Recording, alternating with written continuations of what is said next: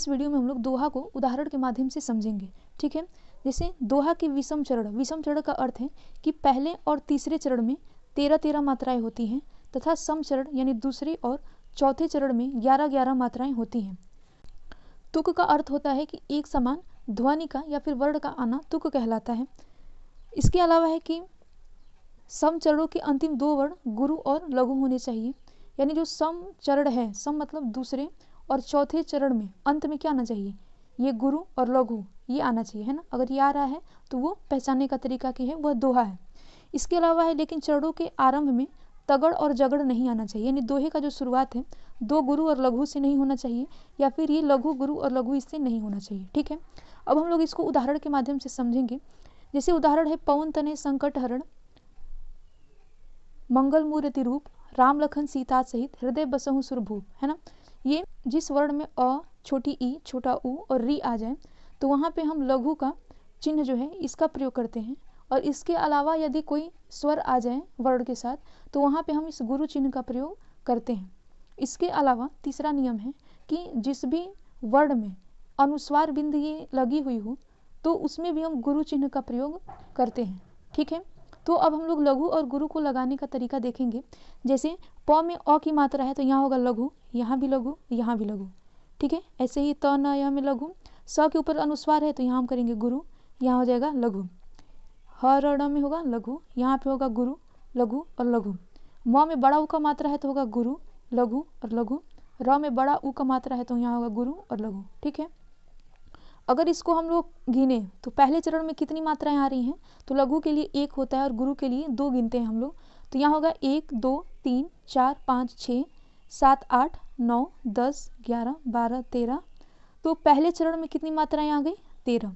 ठीक है, वैसे दूसरे चरण में कितनी मात्राएं हैं, तो ये होगा 2 3 4 5 6 7 8 9 10 और 11, यानी दूसरे चरण में मात्राओं की संख्या है 11। अब तीसरा चरण हम लोग गिनेंगे तो यहाँ पे होगा गुरु, यानी 2 3 4 5 6 7 8 9 10 11 12 और 13, यानी तीसरे चरण में भी मात्राओं की संख्या कितनी है, 13। चौथे चरण को अगर हम लोग गिनेंगे तो यहाँ हृदय है, तो अगर हृदय को अगर लिखेंगे हम लोग तो ऐसे लिखेंगे, आधा ह, फिर होगा र, फिर ये द और य, है ना। तो इसको गिनने के लिए ह में क्या है, हलंत लगा, यानी इसमें कोई भी स्वर नहीं है, यानी इसमें लघु और गुरु किसी का चिन्ह नहीं लगेगा। र के लिए लघु, यहाँ भी लघु और यहाँ भी लघु। ठीक है, तो अब हम लोग अगर इसका चिन्ह अब लगाते हैं हम लोग तो हृदय में कितने हो गए, तो यहाँ होगा लघु, यानी 1 2 3 4 5 6 7 8 9 10 और 11, यानी चौथे चरण में भी मात्राओं की संख्या कितनी हो गई, 11। ठीक है, तो अभी हम लोग दोहा को पहचानने का जो तरीका हम लोग देखे हैं, पहला था कि इसके विषम चरण मतलब पहले, ये पहला चरण और ये है तीसरे चरण। इसके पहले और तीसरे चरण में मात्राओं की संख्या 13 होनी चाहिए, है ना। अगर 13 है यानी वो दोहा छंद है।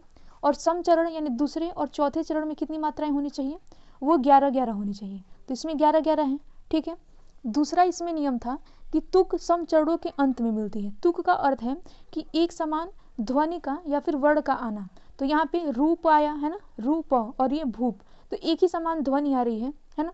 तीसरा नियम था कि सम चरणों के अंतिम जो 2 वर्ण है, सम चरण मतलब ये दूसरा और ये जो चौथा चरण है ना, तो सम चरण के अंत में 2 वर्ण आए और वो कैसा हो, या तो गुरु और लघु ये होने चाहिए। तो यहाँ पे गुरु और लघु भी है ना, दूसरे चरण में भी है और यहाँ पे भी है ना, गुरु और लघु। ठीक है, यानी यह जो छंद है यह सभी नियमों का पालन कर रहा है। ठीक है, इसके अलावा था कि तगड़ और जगड़ नहीं होने चाहिए। तगड़ का अर्थ क्या था कि 2 गुरु और लघु ये नहीं होने चाहिए, या फिर 1 लघु गुरु और लघु नहीं होने चाहिए, तो ऐसा है भी नहीं। ठीक है, यानी यह क्या है, यह एक दोहा छंद का एक बढ़िया उदाहरण है। ठीक है, अब हम लोग पढ़ेंगे दोहा कैसा छंद है, अगर प्रश्न पूछा जाए तो इसमें पहला है कि यह क्या है, यह अर्धसम है। तो अर्धसम का अर्थ होता है कि पहले और तीसरे चरण में मात्राएं अलग हों और दूसरे और चौथे चरण में मात्राएं अलग हों, तो वो क्या है, अर्धसम कहलाता है। सम चरण का अर्थ होता है कि चारों चरण में मात्राओं की संख्या अगर समान है तो उसे सम कहा जाता है, लेकिन ये क्या है, अर्धसम है। तो दोहा कैसा छंद है, यह अर्धसम है। ये परीक्षा में भी पूछा जाता है कि दोहा कैसा छंद है, तो यह एक अर्धसम है। दूसरा है साधारण है। ये साधारण का अर्थ है कि पहले पंक्ति को अगर पूरा ऐसे मिला दिया जाए तो इनमें मात्राओं की संख्या कितनी हो रही है, तो 13 और 11 को मिलाएंगे हम लोग तो हो जाएगा 24, है ना। तो साधारण का जो परिभाषा था कि पहले पंक्ति में या तो मात्राओं की संख्या 28 है या फिर इससे कम है तो वो साधारण कहलाता है, ठीक है। अगर 28 से अधिक आ रही है तब वो दंडक कहलाएगा। तीसरा है कि यह तुकांत है, यानी दोहा का जो अंत है वह तुक से हो रहा है, यानी एक समान ध्वनि या फिर वर्ण आ रहे हैं, अर्थात ये तुकांत है। चौथा है कि दोहा एक मात्रिक छंद है। मात्रिक का अर्थ है कि हम लोग इसमें दोहा में मात्राओं की गणना करते हैं, इसलिए यह एक मात्रिक छंद भी है, ठीक है। अब हम लोग इसका एक और उदाहरण देखते हैं, जैसे सबय सहायक सबल के को न निवल सहाय, पवन जगावत आग को दीपक देत बुझाए। तो इसमें भी 4 चरण हैं, है ना। और इसमें हम लघु और गुरु को पहले ही लगा दिए, तो इसको अगर हम लोग गिने कितना हो रहा है, तो लघु के लिए 1, ये 2, 3, 4, 5, 6, 7, 8, 9, 10, 11, 12 और 13, यानी पहले चरण में 13 मात्राएं हैं, दूसरे में 2, 1, 3, 4, 5, 6, 7, 8, 9, 10 और 11, यानी दूसरे चरण में 11 मात्राएं हैं। तीसरे चरण में 1, 2, 3, 4, 5, 6, 7, 8, 9, 10, 11, 12, 13, यानी तीसरे चरण में है 13 मात्राएं। चौथा जो है वो है 2, 3, 4, 5, 6, 7, 8, 9, 10, 11, चौथे चरण में है 11, ठीक है। तो ये भी क्या है, यह एक दोहा छंद है। लेकिन एक बात का ध्यान रखिए, हम लोग अभी पढ़े थे कि जो छंद का जो प्रारंभ हो वो क्या हो, वो तगड़ और जगड़ से नहीं होना चाहिए। तगड़ और जगड़ का अर्थ है कि इसमें शुरुआत 2 गुरु और लघु से नहीं होना चाहिए, या फिर 1 लघु गुरु और ये इससे नहीं होना चाहिए। लेकिन इसमें जो देखिए, यहाँ पे देखिए इसकी शुरुआत कैसे हो गई है, लघु गुरु और लघु, यानी यहाँ पे क्या आ गया है, इस चरण में पहले चरण में क्या आ गया है, जगड़, है ना, जगड़ आ गया है। इसलिए यह क्या है, इस छंद में अशुद्धि है ना। इसलिए परीक्षा में पूछा जा सकता है, ये दोहा दे दिया जाएगा और पूछेगा निम्न में किस छंद में या क्या अशुद्धि है या किस चरण में अशुद्धि है ना। तो इसके द्वारा आप बता सकते हैं। तो वीडियो आपको अच्छा लगे तो इसे लाइक, शेयर और सब्सक्राइब जरूर करें। धन्यवाद।